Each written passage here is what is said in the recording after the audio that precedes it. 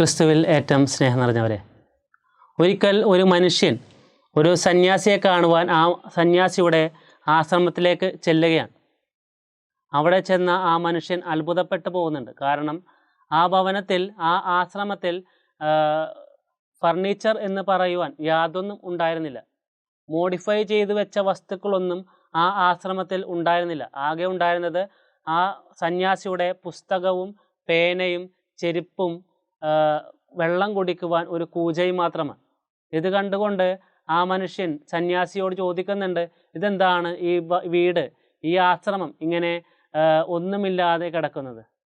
അപ്പോൾ സന്യാസി മറുചോദ്യം തിരിച്ചു ചോദിക്കുകയാണ്, ഇപ്പോൾ നീ എന്നെ സന്ദർശിക്കാൻ വന്നപ്പോൾ നിൻ്റെ കയ്യിലും ഒന്നുമില്ലല്ലോ. അപ്പോൾ ആ മനുഷ്യൻ പറയുന്നത് ഇങ്ങനെയാണ്, ഞാനൊരു യാത്രയിലാണ്. ഈ നീണ്ട യാത്രയിൽ കൂടെ ഒന്നും കൂട്ടാതിരിക്കുന്നതല്ലേ നല്ലത്? സന്യാസി ചിരിച്ചുകൊണ്ട് ഉത്തരം പറയുന്നുണ്ട്, അതുതന്നെയാണ് എനിക്ക് നിന്നോടും പറയാനുള്ളത്. നമ്മളെല്ലാവരും യാത്രക്കാരാണ്. ഈ ഭൂമിയിൽ യാത്ര ചെയ്യാൻ വേണ്ടി മാത്രം വന്നവരാണ് നമ്മളൊക്കെ. സ്വർഗം ലക്ഷ്യമാക്കി യാത്ര ചെയ്യേണ്ടവരാണ് നമ്മളൊക്കെ. പ്രിയപ്പെട്ടവരെ, ഇന്നത്തെ സുവിശേഷവും ഇതേ കാര്യം നമ്മെ ഓർമ്മപ്പെടുത്തുന്നുണ്ട്.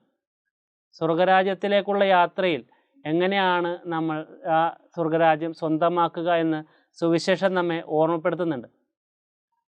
ഇന്നത്തെ സുവിശേഷം ആരംഭിക്കുന്നത് ഒരു മനുഷ്യൻ്റെ ചോദ്യത്തോടെയാണ്. രക്ഷിക്കപ്പെടുവാൻ ഞാൻ എന്ത് ചെയ്യണം? രക്ഷിക്കപ്പെടുന്നവർ ചുരുക്കമാണോ? ഇതിന് അതെ എന്നുള്ള ഉത്തരം ക്രിസ്തു പറയുന്നില്ല. മറിച്ച് ക്രിസ്തു പറയുന്നത് ഇങ്ങനെയാണ്, ഇടുങ്ങിയ വാതിലൂടെ പ്രവേശിക്കുവാൻ പരിശ്രമിക്കുവിൻ. ദൈവരാജ്യവും അവിടേക്കുള്ള പ്രവേശനവുമൊക്കെ വിജാതീയർക്ക് മാത്രം സ്വന്തമാണെന്നും ദൈവരാജ്യവും അവിടേക്കുള്ള പ്രവേശനവുമൊക്കെ യഹൂദർക്ക് മാത്രം സ്വന്തമാണെന്നും വിജാതീയർ പുറന്തള്ളപ്പെടുമെന്നും വിശ്വസിച്ചിരുന്ന കാലത്താണ് ഇങ്ങനൊരു ചോദ്യം ആ മനുഷ്യൻ യേശുവിനോട് ചോദിക്കുക. ഇതിനുള്ള ഉത്തരവും ക്രിസ്തു പറയുന്നുണ്ട്, ഇടുങ്ങിയ വാതിലൂടെ പ്രവേശിക്കുവാൻ പരിശ്രമിക്കുവിൻ. ഈ പരിശ്രമിക്കുവിൻ എന്നുള്ള വാക്ക് വളരെ പ്രധാനപ്പെട്ടതാണ്. കാരണം ക്രിസ്തു നമ്മെ അതുകൂടി ഓർമ്മപ്പെടുത്തുന്നുണ്ട്. നിരന്തരമായ പരിശ്രമത്തിൻ്റെ ഫലമാണ് സ്വർഗരാജ്യം എന്നത്. അല്ലാതെ സകലതും നേടിയെടുത്തു എന്ന് കരുതി ഉറങ്ങിക്കഴിയേണ്ടവരല്ല നമ്മളൊക്കെ. സ്വർഗരാജ്യം നിരന്തരമായ പരിശ്രമത്തിൻ്റെ സമ്മാനമാണ്. ഞാൻ ക്രിസ്ത്യാനിയായി ജനിച്ചു, ഞാൻ മൂല്യങ്ങൾ ജീവിതത്തിൽ പകർത്തുന്നുണ്ട്, നിയമങ്ങൾ പാലിച്ച് ജീവിക്കുന്നുണ്ട് എന്ന് കരുതി സ്വർഗരാജ്യം സ്വന്തമാക്കാൻ പറ്റണമെന്നില്ല. അത് ജീവിത അവസാനം വരെ പരിശ്രമിച്ച് നേടിയെടുക്കേണ്ടതാണ്. ഈ പരിശ്രമം എന്നത് അല്പം വേദനയേറിയതാണ് എന്നുകൂടി ഓർമ്മപ്പെടുത്തുവാനാണ് ക്രിസ്തു നമ്മോട് പറയുന്നത്, ഇടുങ്ങിയ വാതിലൂടെ പ്രവേശിക്കുവാൻ പരിശ്രമിക്കുവിൻ. എന്താണ് ഈ ഇടുങ്ങിയ വാതിലിൻ്റെ പ്രത്യേകത? യേശുവിൻ്റെ കാലത്ത് കോട്ടകൾക്ക് 2 വാതിലുകളാണ് ഉണ്ടായിരുന്നത്. ഒന്ന് വിശാലമായ വാതിൽ, മറ്റൊന്ന് ഇടുങ്ങിയ വാതിൽ. വിശാലമായ വാതിലൂടെയാണ് ചരക്ക് സാധനങ്ങളും മനുഷ്യരും മൃഗങ്ങളുമൊക്കെ ഒരുമിച്ച് കടന്നുപോയിക്കൊണ്ടിരുന്നത്. എന്നാൽ ഇടുങ്ങിയ വാതിൽ എന്നത് ഒരു മനുഷ്യൻ്റെ ഭാണ്ഡക്കെട്ടും സമ്പാദ്യവും വെച്ചുകെട്ടലുകളും എല്ലാം സകലതും പിന്നിൽ ഉപേക്ഷിച്ച് ഒരു മനുഷ്യൻ ഒറ്റയ്ക്ക് നടന്നു കയറേണ്ട വാതിലാണ് ഇടുങ്ങിയ വാതിൽ. ഈ ഇടുങ്ങിയ വാതിലിലൂടെ എല്ലാം കൊണ്ട് യാത്ര ചെയ്യാമെന്ന് കരുതിയാൽ നടക്കില്ല. പ്രിയപ്പെട്ടവരെ, ഈ പരിത്യാഗം, ഈ ത്യാഗത്തെ കുറിച്ചുകൂടി ക്രിസ്തു നമ്മെ ഓർമ്മപ്പെടുത്തുന്നുണ്ട്. ഒറ്റയ്ക്ക് നടക്കേണ്ട വഴിയാണ് സ്വർഗത്തിലേക്കുള്ള വഴി. എല്ലാം ഉപേക്ഷിച്ച് ഏറ്റവും വിലപ്പെട്ടതിനെ സ്വന്തമാക്കുവാൻ വേണ്ടി ഈ ഇടുങ്ങിയ വാതിലൂടെ നാം പ്രവേശിക്കേണ്ടതുണ്ട്.